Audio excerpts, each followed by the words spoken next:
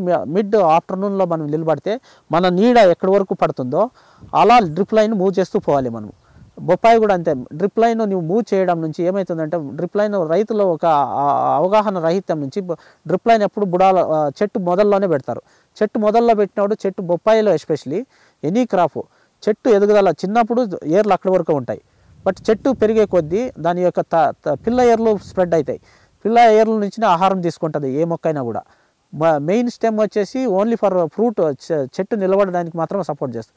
మనము ఎప్పుడు కూడా ఇప్పుడు ఒక చేపని జస్ట్ ఒక సీసాలో వేసి పెడితే అది దాని యొక్క ఆహారాన్ని ఎంత లిమిటెడ్గా ఉంటుందో, బావిలో ఎలా ఈతే దాని ఆహారం లిమిటెడ్గా ఉంటుందో అదేవిధంగా డ్రిప్ లైన్ మనం సెంటర్లోకి లాగడం నుంచి చెట్టు ఏర్లు ఏరియా వైజ్ వెడల్పుగా స్ప్రెడ్ కావడం నుంచి చెట్టు ఎదుగుదల బాగుంటుంది. ఈ పొలానికి ప్రీవియస్ క్రాప్కి వచ్చేసి డ్రిప్ లైన్ సెంటర్కి లాగలే, సెకండ్ వచ్చేసి మల్చింగ్ చేయలేదు.